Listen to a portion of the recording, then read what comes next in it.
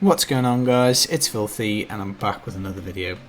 Today we've got the Season 18 patch 266 UE Multishot Push build, which is new for the season. Got some new items and it's very good, it's very strong. Now in the background you'll see me clear GR100, that's with about 750 Paragon. I did have 2 augments, but some of my gear is not ideal. It's a seasonal character, rolls are not right, multipliers are not maxed, so definitely if you just had 800 Paragon and better gear, you could easily clear GR100, and I think the top clear at the moment is about 113 with this. So we're only 3 or 4 days into the season, so there's a lot of room to grow, and yeah, it's a fun build, kill everything, so it is pretty good. Now before we jump in and go through the gear and the skills, I just want to welcome anyone who's new to the channel. Hit the subscribe button if you haven't already done so, and as always guys, a like is greatly appreciated. So if we jump in and have a look at the gear, we're going to be taking 5 pieces of the Unhallowed Essence set, and we're going to be using the Ring of Royal Grandeur in a cube to make that up to 6 pieces. Now we're also going to be combining it with the Captain Crimson set. Now you have to have the Crimson's belt, but you can take either the pants or the boots, and the same for Unhallowed Essence, so whichever way around it is that you want. Now the UE set you're going to have to find, you have to farm that up, but the Crimsons you can actually craft that, so you need to find the plan, so you need to do some bounties and hopefully it'll drop for you. Now I got really lucky, it dropped pretty much straight away for me as soon as I got to level 70. I know some people have had some difficulties, but you've just got to do your best and it will drop eventually. Now the 2-piece UE, your generators generate 2 additional hatred and 1 discipline, so that's quite nice. So when we do attack with the generator, we're going to get a little bit of extra resource. That is helpful. We will be using a generator very sparingly in the build. The 4-piece is quite nice. We're going to get 60% damage reduction and 60% damage increase for 8 seconds, provided no enemy is within 10 yards. So that's that little buff here at the bottom. This resets instantaneously as soon as you get far enough away from enemies, but it's a very important buff to keep up as much as possible, preferably at all times, because 60% damage reduction will save your life, and the damage obviously makes a huge impact. So you don't want to be in the middle of monsters, you don't want to be in the middle of mobs. It's something gameplay wise that I've got to work on, because I do sometimes just forget and stand in the middle of stuff for too long. But the rest of the items we've got will synergize with a far away playstyle, so with a bit more practice I'll get better at it, and I'm sure anybody who's played UE before will be dab hand at it, but basically golden rule, try and be far away. Now the 6-piece, the generators, Multishot and Vengeance all deal 350% increased damage for every point of discipline you have. Now it's important to note guys that this isn't a max discipline thing, it's how much you have. So if you use half of your discipline, so if your little orb bar here is halfway down on the blue, then you'll only be doing half damage. Now this used to be a problem for Multishot, and teleporting around, using lots of resource was a bit difficult, but because of the Crimson set, we're going to really alleviate that problem. So what does this set do? Well, we get some life regen, that's not particularly important, but the 2-piece and 3-piece synergize together really well. So the 2-piece we get 20% extra CDR and 20% resource cost reduction. So the extra resource cost reduction is really helpful for vaulting around and making sure that we're at max discipline pretty much all of the time, and it also helps out with our multi-shot as well, because it is a very resource thirsty skill, so that's brilliant.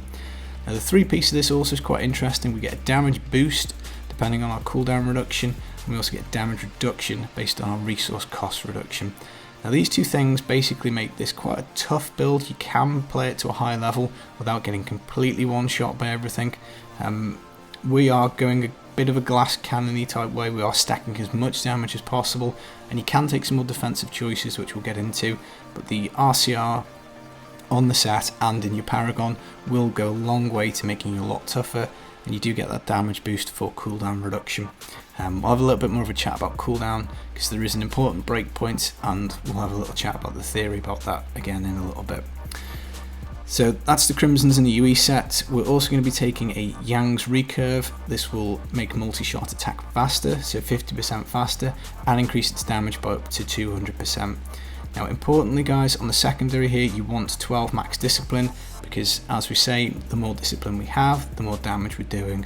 Now my multiplier roll is pretty crappy, the damage roll isn't great, but other than that, I think you can also get quite high resource cost reduction, up to 50%. So if you think about that with the Captain Crimson set, that's a huge amount of damage reduction you've got, from the 50% off your Yang. So again, this could be improved, but it's seasonal gear. Now, importantly on here, guys, you want to make sure you get life on hit. This is just kind of like a regen, so as you're hitting stuff, your life pool will go up considerably. So again, if you do take damage, if you back off a little bit, pump out a load of multi-shots, then you will heal yourself. It is pretty good, so I'd recommend that on the weapon. We're also going to be taking a Dead Man's Legacy Quiver. So this will make multi-shot hit enemies twice when they're below 60% health, and also increase its damage up to 200%. Again, on the secondary, guys, max discipline roll, you need to have that at 12. It really does help you out a lot with damage. Now, again, mine isn't great. I've got a useless evasive fire roll on here, so you'd want a different stat for that. But again, it just shows there is room to grow with this. The attack speed should be closer to 20%. There's a little bit more to get out of the crit, and we could have multi-shot damage on here, for instance. We're also going to be taking focus and restraint, so when we hit with a resource spending attack, we get a damage buff for 5 seconds, and the same goes for our generator. So when we hit with the generator, we get a 50% damage buff. Those two things stack, so it's over double damage. So we have to hit with the generator, 5 seconds of multi-shot, hit with the generator again. You don't want to be using your generator too much, you want to be attacking with multi-shot. The generator is just there simply to proc the focus and restraint. But if you do run low on hatred, it is there to top you up, but you really shouldn't be using it too much. Now this synergizes quite well with the Raptor Clarity, because our hatred generators reduce damage taken by 50% for 5 seconds, so that's the same time frame as the focus and restraint. So provided you got focus and restraint up, you'll also have Raptor Clarity up, and it's just extra damage and extra toughness, and that's really nice. Now, one of the reasons we do need some extra toughness is because we're going to take Squirt's necklace, and this is a really interesting gear piece. It's added with a new effect for 266, and the mechanic is basically you deal up to 100% damage, provided you yourself don't take damage. Now when you do take damage, that damage is then increased by 50%, so it's kind of like the ultimate glass cannon item. You can have double damage, but you take up to 50% more damage, so it's a bit of a trade-off there.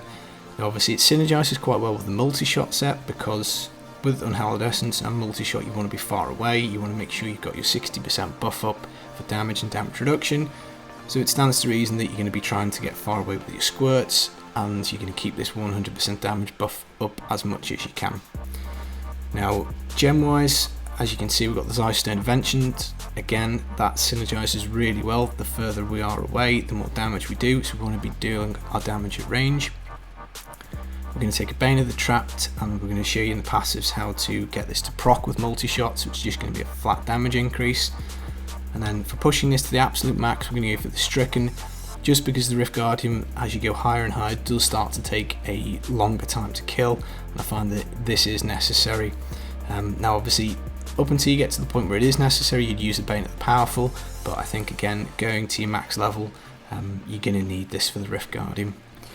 Now looking at the cube, we're going to take the Visage of Goons. This will give us a 50% damage reduction, because we're going to have Vengeance up 100% of the time, and the Dark Heart Rune is a 50% damage reduction. And we're also going to take a Dawn in the cube. This gives us a 65% cooldown reduction on Vengeance, which is how we're going to keep it up permanently. Now I did mention cooldown breakpoint earlier, so it's roughly somewhere between 36 and 37 for Vengeance. So with this cooldown level you can have permanent uptime. What's really nice is that you can take the cooldown gem in the helm and the Crimson set, and then you don't have to have cooldown anywhere else, and you get to this 37 figure. Now with your Crimsons, obviously more cooldown is more damage, so I would like to have other gear pieces to test just to see whether it would be better to have cooldown on the shoulders and on the gloves to get the extra damage. But what I found so far is that I actually think I prefer it without the cooldown, just because it seems as though the extra stats are better, because the way that the cooldown works with the Crimsons and the extra damage is it's all additive, so the more cooldown rolls you stack, the less you actually add to it, and it also gets added on top of your skill damage as well. So you're going to have multi-shot rolls on gear pieces and cooldown, so by the time you add it all together, the last few rolls really aren't getting you very much at all, but as I say, it would be nice to test. So looking at the skills, guys, we're going to take multi-shot with Arsenal. The rockets are going to fire out and do an absolute stack of damage. We're going to pair that with ballistics, and the rockets will do double damage, so that's really cool. Evasive fire focus, this is our generator. We're going to use this to proc focus and restraint and the raptor clarity. Preparation invigoration, this is our discipline potion essentially. It also permanently increases our discipline by 20, so that's a huge damage source for the max discipline. And it means that as we teleport around, because we've got such high resource cost reduction from our Yangs and from our Crimsons, one press of this and we're pretty much at full discipline. So you can get quite a few volts out before you have to use this, and it's generally there on cooldown. The cooldown's not that huge, and with 37% cooldown it does come back fairly quickly. Vengeance Seethe, this is going to give us a big damage buff, so 40% extra damage. Importantly, it's going to generate hatred, because multi-shot's very thirsty on the resource, so we need this up all the time. With 37% cooldown we can achieve that, and as we said earlier, because of the Visage Goons we're going to get 50% damage reduction as well. So Volt Tumble, this is quite nice because we can teleport around, and then once we've pressed it once, when we go to press it again, we get a 50% resource cost reduction on it. So again, you can go quite far because of your high resource cost reduction, because of the effect of the Rune Tumble. You're quite mobile, you can reposition yourself pretty much whenever you want, so you don't have to worry about your discipline dropping off, and it makes it quite a flexible build, and that for this season in particular with the season theme is very important, because it means you can jump into whichever ring you want, relocate yourself and start DPSing, which is really nice. Now Companion, I've gone for Wolf Companion. This is just to squeeze out that last little bit of damage, so we get a 15% damage increase for 10 seconds.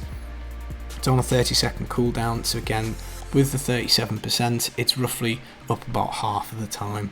So I tend to just use it whenever it's available. But again, in theory, if you wanted to max it out, you could wait until you're at 10 squirt stacks, which is this little icon down here, and then you press it, because you're going to get your 10% multiplied through that. Now if you do find yourself you're a bit squishy, you can take the Boar Companion, which would give you extra resistances and life regen, but again I found that Wolf Companion just seems to work best, because this build is kind of designed around flattening stuff before it gets to you, so you're going to try and burn everything down and take as little damage as possible. So in terms of the passives, the Thrill of the Hunt is going to slow enemies for 2 seconds, that's going to proc our Bane of the Trapped. We're then going to pair that with Cull the Weak, that's going to give us 20% extra damage against slowed enemies, so that's just extra damage. Ambush, we're going to deal 40% additional damage to enemies above 75% health. That pairs really well with the Dead Man's Legacy, because if you remember, that will deal extra damage when enemy health is low. This will deal extra damage when enemy health is high, that's kind of nice. And obviously ballistics we've talked about. Now I've decided not to go for the cheat death awareness. Again, just because with the mobility you've got to move yourself around, it's probably better, I think, to take these damaging passives, because otherwise you're going to lose out on a little bit of power, but obviously you can do if you want. Now in terms of gems, I think when I did the clear I had roughly all of them about level 90, maybe a little bit underneath, but in terms of your suit, you want to take dexterity gems. Again, this is just to maximise your damage output. You can do as much damage as possible. Because of your squirts, you don't want to take incoming damage, so we're kind of putting all our chips on blasting, defense. Offense is going to be our best form of defense, basically. And that covers pretty much the gear and the gems and the skills. We originally started running the build with the Flavour of Time to get the double pylons. Now I think squirts is probably better, because just the damage output is a lot higher. If you teleport around quite a lot, you tend to be able to avoid quite a lot of incoming damage. So I'd probably guess that the squirts is up for probably about 60-70% of the rift. Particularly if you get a shield pylon, it's really handy. And obviously if your Oculus Ring and your purple power Triune Circle overlap at a distance, you can really absolutely blam the enemies, and it is really nice. Flavour of Time's not a bad shout. I did use it for a while, but if you look to the top clears on the leaderboard, everybody seems to be going squirts, and it does hit like a truck when it's up, so that's why I'd go for that. Now if you're going to drop the GR level a little bit, possibly about 5 levels, you can take off your Raptor Clarity and put on Nems, and you can take off your Stricken and put a Bane of the Powerful in, and you probably want to rank this up more than level 25, but it will give you just extra damage once you've got your first yellow or blue out of the way. And again, it'll turn this into a fairly efficient speed build. Now I've got some things I want to test for the speed farm version, so I'm going to do a T16 and GR speed, but I've got some more ideas. I've got a couple of gear pieces I want to improve or switch, just to make sure I'm getting the best option that I can. So just a quick tip on gearing this out, guys. The easiest piece to get is shoulders. There's only, I think, 7 in the Demon Hunter loot pool. So if you wanted to put this together as quickly as possible, you could roll shoulders and then use the convert set item in the cube and try and get your missing pieces. Obviously they can't drop as ancient, so you might be on marauders for a little bit, but I really would recommend getting on this as quickly as possible because it is very fast for speed farming and very good for pushing. Now in terms of stat priorities, we've discussed max discipline. I should note you can also get this on your chest plate, so that's another good place to get it. I will put a D3 plan link in the description with all the recommended stats on there, and as I say, maybe later on in the season I might update that to include more cooldown, but it's seasonal gear at the moment, and as I say, GR100 with under 800 Paragon, I was pretty pleased with that, and as I say, I think there's 113 clear with this currently on the board, so that's pretty nice, and it's one set for everything. You can do bounties, speeds, key farming, so it's interesting. Quite looking forward to augmenting it up and seeing how it performs. So there we have it. That's the UE Multishot Push build. I'm not sure whether it will beat out Shadow or N6M4. We're going to have to see, but I think it can go quite far. It's got some interesting things. I'm curious as to at some point if some clever bugger is going to put a Ring of Raw Grandeur on and sneak the Flavour of Time into the cube. Maybe taking Convention of Elements and try and fish for that perfect riff with loads of pylons, but at the moment it seems as though this kind of like classic way with the squirts and crimsons is going to be the way to run it, but we'll see. So I hope you've enjoyed it. Leave me a thumbs up if you have, subscribe if you want some more videos, and I will catch you in Sanctuary. Peace.